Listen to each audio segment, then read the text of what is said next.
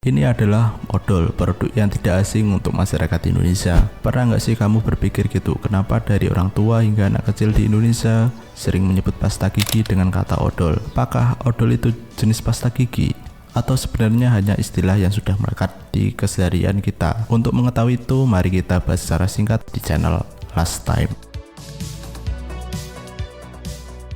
Kita flashback pada zaman Mesir kuno. Saya jelasin sejak kapan manusia mulai punya kebiasaan membersihkan mulut dan gigi. Jadi itu dimulai sekitar 5000 tahun sebelum Masehi.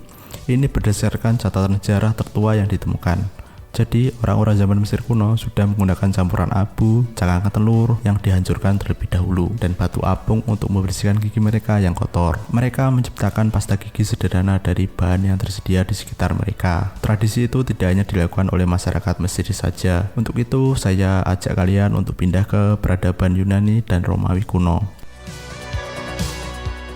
Para tabib atau dokter merekomendasikan untuk membersihkan gigi menggunakan campuran tulang yang terlebih dahulu dihancurkan. Kemudian ada arang dan bubuk batu. Komposisinya tidak jauh beda dengan yang dilakukan oleh peradaban Mesir kuno. Biasanya itu tidak hanya dilakukan di benua Afrika dan Eropa saja, tapi juga dilakukan oleh orang-orang Asia seperti peradaban India dan Tiongkok. Peradaban India dan Tiongkok juga memiliki kebiasaan membersihkan mulut dengan batang kayu khusus yang dikenal sebagai stik kunyah. Namun guys, bahan-bahan yang mereka gunakan sangat kasar dan seringkali merusak enamel gigi dan gusi. Bayangin saja mulut kalian digosok-gosok dengan batu. Apa nggak sakit itu gigi dan gusi? Selanjutnya kita loncat untuk memasuki abad ke-18 dan awal abad ke-19.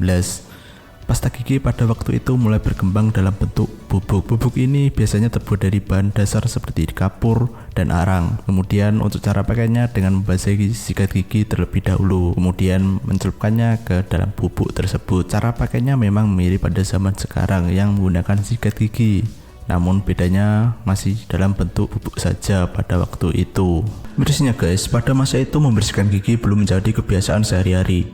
Hanya kalangan bangsawan dan orang-orang tertentu saja yang menjaga kebersihan mulut dengan serius. Jadi kasihan juga ya masyarakat biasa yang hidup pada masa itu. Memasuki tahun 1850-an, pasta gigi mulai dijual dalam bentuk pasta, bukan lagi bubuk. Produk ini biasanya disimpan dalam toples kecil. Namun pengambilan pasta gigi dari toples kurang higienis karena orang sering menggunakan tangan langsung tanpa pakai sarung tangan atau alat yang tidak steril. Pada tahun 1890-an, perusahaan seperti Colgate mulai menjual pasta gigi dalam tabung logam yang menyerupai tabung kucing. Kemasan ini lebih praktis dan higienis. Inovasi ini menjadi cikal bakal tabung pasta gigi yang digunakan saat ini. Pasta gigi dengan rasa mint dan busa pun mulai dikembangkan. Kandungan fluorid untuk mencegah gigi berlubang juga mulai ditambahkan di kemudian hari sebagai inovasi. Terus nama odol berasal dari mana bang? Nama odol berasal dari Jerman dan awalnya bukan pasta gigi, melainkan obat kumur antiseptik. Kalau sekarang kayak obat kumur di toko swalayan gitu cuy. Produk ini pertama kali diproduksi pada tahun 1892 oleh seorang pengusaha Jerman bernama Karl August Lingner. Kita sebut saja Lingner. Lingner adalah seorang pebisnis visioner yang sangat peduli pada kebersihan dan kesehatan pada masyarakat. Bahkan, bahan untuk racikan obat kumur diciptakan oleh seorang ahli kimia bernama Profesor Richard Sievert. Dia menggabungkan antiseptik dengan minyak sirih yang mampu membersihkan mulut dan membunuh bakteri. Produk odol kemudian didaftarkan sebagai merek dagang secara resmi pada 5 Maret 1895 di negara Jerman. Ya, pada saat itu odol adalah salah satu produk obat kumur paling terkenal di Eropa. Kenalnya sampai di Indonesia cuy. Kok bisa bang nama odol bisa terkenal itu? Nah cuy, Karl August Lingner sangat pintar dalam memasarkan produknya. S3 marketing lah pokoknya. Ia menggunakan media konvensional seperti iklan besar, poster, dan bahkan menggandeng seniman dan musisi ternama. Salah satu bentuk promosinya yang unik adalah membuat lagu khusus untuk produk ini. Bahkan mengadakan pameran kesehatan bertaraf internasional di Dresden, Jerman pada tahun 1911 yang disebut International Hygiene Exhibition. Pameran ini sukses besar dan memperkenalkan pentingnya kebersihan mulut ke masyarakat luas. Kalau dilihat-lihat cukup niat Lingner untuk memasarkan produksinya. Terus kapan odol masuk ke Indonesia? Jadi odol diduga masuk ke Indonesia pada masa kolonial Belanda.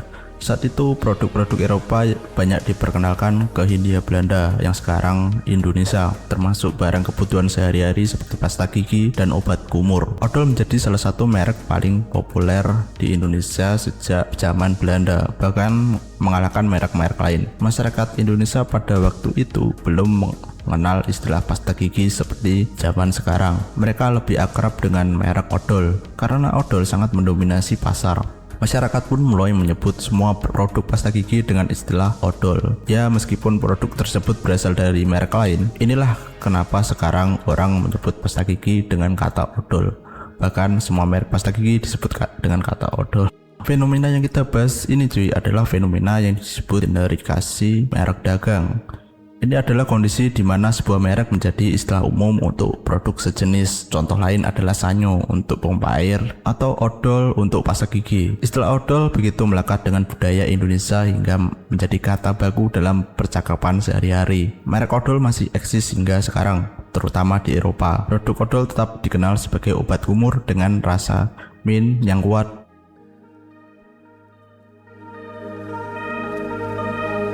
Hal ini menunjukkan betapa kuatnya pengaruh merek odol dalam bentuk bahasa dan budaya dalam ingatan masyarakat Indonesia. Meskipun merek odol sudah jarang terdengar di Indonesia, tapi pengaruhnya tetap hidup melalui bahasa yang kita pakai sampai hari ini.